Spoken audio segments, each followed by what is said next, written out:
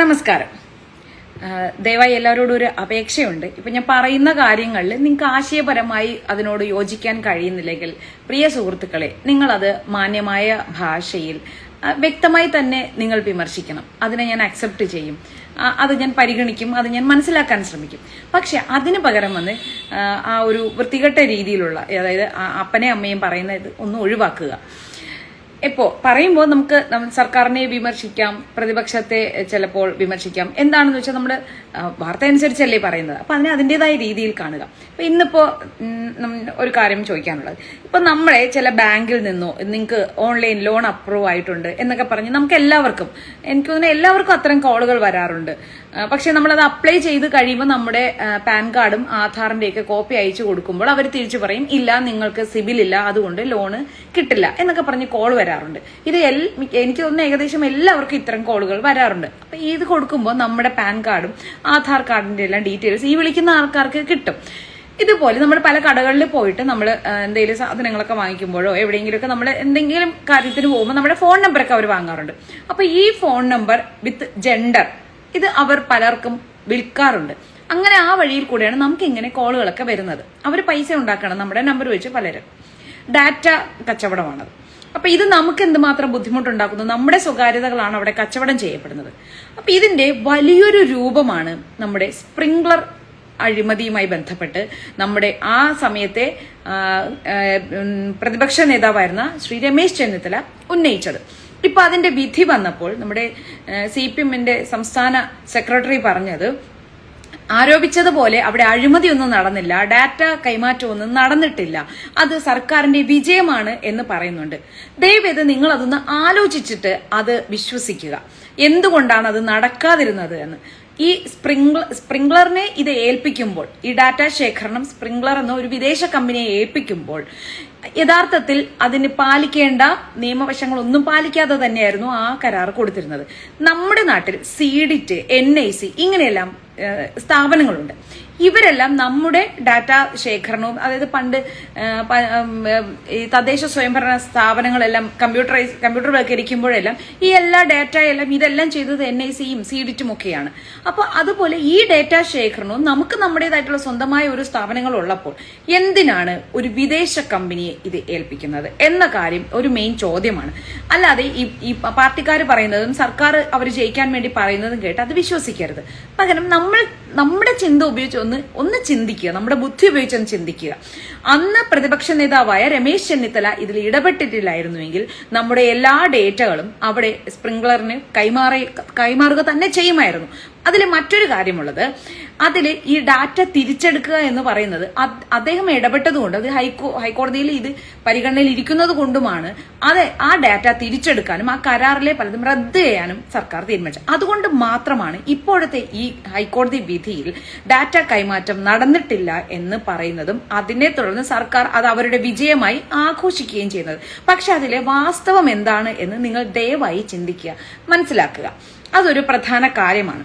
അതായത് രമേശ് ചെന്നിത്തലയുടെ ഇടപെടൽ ഒരു നമ്മുടെ ഡാറ്റ സൂക്ഷിക്കാൻ വേണ്ടി ഒരു കാവൽക്കാരൻ എന്ന നിലയ്ക്ക് തന്നെയാണ് അദ്ദേഹം അന്ന് പ്രവർത്തിച്ചത്. അന്ന് അദ്ദേഹം ശക്തമായി അക്കമിട്ട് നിരത്തി തന്നെയാണ് സർക്കാരിനെതിരെ അന്ന് വാദിച്ചത്. കോവിഡ് സമയത്ത് നമ്മുടെ എല്ലാവരുടെയും സ്വകാര്യ ഡാറ്റ, അതായത് നമ്മുടെ ആരോഗ്യ വിവരം, ഹെൽത്തുമായി ബന്ധപ്പെട്ട വിവരങ്ങളാണ് അന്ന് കൈമാറാൻ ഒരുങ്ങിയത്.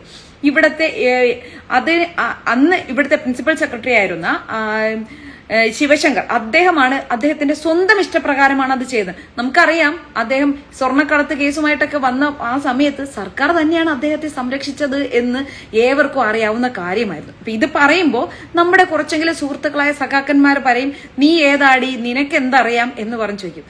എന്നെ വെറുതെ തെറി വിളിക്കല്ലേ. നമ്മള് വോട്ട് കൊടുത്ത് നമ്മളെ ഭരിക്കുന്ന സർക്കാർ അവരെന്ത് ചെയ്യുന്നു, അത് നമ്മളെ എങ്ങനെ ബാധിക്കുന്നു എന്നുള്ള, അതിനി ഏത് പാർട്ടിക്കാരായിക്കൊള്ളട്ടെ, നമ്മളെ ഓരോരുത്തരെയും അത് എങ്ങനെ ബാധിക്കും എന്ന ഒരു കാര്യം ചിന്തിക്കാൻ നമ്മൾ ബാധ്യസ്ഥരാണ് എന്ന കാര്യം കൂടി നിങ്ങൾ ആലോചിക്കണം. ഇപ്പൊ പാർട്ടി സെക്രട്ടറി പറഞ്ഞു അത് സർക്കാരിന്റെ വിജയമായിരുന്നു കോടതി വിധിയെന്ന്. എന്തുകൊണ്ട് ആ വിധി വന്നു? അന്ന് ശ്രീ രമേശ് ചെന്നിത്തല ഇതെല്ലാം അക്കമിട്ട് നിർത്തുമ്പോഴും അതിനുശേഷം ഇത് വിഷയമായപ്പോൾ അപ്പോൾ മാത്രമാണ് ഈ കരാറിൽ മാറ്റം വന്നത്. ഡാറ്റ കൈമാറ്റം ക്യാൻസൽ ചെയ്തത് കൊണ്ട് മാത്രമാണ് ഈ വിധി സർക്കാരിന് അനുകൂലമായി വന്നത്. അനുകൂലമായി എന്ന് പറഞ്ഞാൽ കോടതി കൃത്യമായി പറഞ്ഞിട്ടുണ്ട്, ഇവിടെ പാലിക്കേണ്ട ഒന്നും പാലിക്കാതെ തന്നെയാണ് ഈ സ്പ്രിംഗ്ലർ കരാറ് ഇവർ ഒപ്പിട്ട് കൊടുത്തത്. അപ്പൊ ഇനി ഉദ്യോഗസ്ഥ തലത്തിൽ നടന്ന അനാസ്ഥയാണ് എന്ന് പറഞ്ഞ് സർക്കാർ കൈകഴുകുകയാണ്. അപ്പോൾ എന്താണ്, ആ ഉദ്യോഗസ്ഥൻ റിട്ടയർഡ് ആയി കഴിഞ്ഞു. അപ്പൊ ഇനി ആ ഉദ്യോഗസ്ഥനെതിരെയും ഒരു നടപടിയും എടുക്കാൻ കഴിയില്ല എന്ന് പറഞ്ഞ് സർക്കാരിന് കൈകഴുകാൻ കഴിയൂ? അതായത് മുഖ്യമന്ത്രിയോ ഈ ഭരണകൂടമോ അറിയാതെയാണോ അന്ന് സ്പ്രിംഗ്ലറിൽ കരാറിൽ സർക്കാർ ഒപ്പുവെച്ചത് എന്ന് നമ്മൾ ഓരോരുത്തരും ചോദിക്കേണ്ടിയിരിക്കുന്നു. അല്ലാതെ ഇതിൽ പറയുന്നവരെ വന്ന് തെറി വിളിക്കുക അല്ല ചെയ്യേണ്ടത്. പകരം നിങ്ങൾ നിങ്ങളുടെ ബുദ്ധി ഉപയോഗിച്ച് ഒന്ന് ആലോചിച്ചോ, ജസ്റ്റ് ഗൂഗിൾ ചെയ്ത് നോക്കിയാൽ അല്ലെങ്കിൽ ചാറ്റ് ജിപിടിയോടോ അല്ലെങ്കിൽ ഇതുമായി ബന്ധപ്പെട്ട വാർത്തകളോ നിങ്ങൾ കണ്ടു നോക്കിയാൽ തന്നെ മനസ്സിലാക്കാവുന്നതേ ഉള്ളൂ എന്തായിരുന്നു സ്പ്രിംഗ്ലറിൽ സംഭവിച്ചത് എന്നുള്ളത്. അന്ന് രമേശ് ചെന്നിത്തല ഇടപെട്ടിട്ടില്ലായിരുന്നെങ്കിൽ എന്റെയും നിങ്ങളുടെയും ഈ നാട്ടിലെ ഓരോരുത്തരുടെയും ആരോഗ്യ വിവരങ്ങളെല്ലാം വിദേശ കമ്പനി കൊണ്ടുപോകുമായിരുന്നു എന്നുള്ള കാര്യത്തിൽ യാതൊരു തർക്കവുമില്ല. അതിനി ഞാൻ പറയുന്നത് കേട്ടിട്ടല്ല, നിങ്ങളുടെ ബുദ്ധി ഉപയോഗിച്ച് ഒന്ന് ആലോചിക്കാവുന്നതേ ഉള്ളൂ. എന്തുകൊണ്ട് ഇപ്പോൾ ഇങ്ങനെ ഈ ആരോപണങ്ങൾ കനത്തത് കൊണ്ട് മാത്രമാണ് ആ കരാർ റദ്ദാക്കിയത്. ഡാറ്റ തിരിച്ചെടുക്കൽ എന്ന് പറയുന്നത് സ്പ്രിംഗ്ലറിന്റെ സെർവറുകളിൽ നിന്നും ഇത് സീഡിറ്റിന്റെ സെർവറുകളിലേക്ക് ഈ ഡാറ്റ മാറ്റിയത് എന്തുകൊണ്ടാണ്? അന്ന് പ്രതിപക്ഷ നേതാവായിരുന്ന രമേശ് ചെന്നിത്തല ഇതിനെതിരെ ശക്തമായി പ്രതിഷേധിച്ചത് കൊണ്ട് മാത്രമാണ് നമ്മുടെ ഡാറ്റകളെല്ലാം സീഡിറ്റിന്റെ സെർവറുകളിലേക്ക് വന്നത് എന്ന കാര്യം നിങ്ങൾ മറക്കരുത്.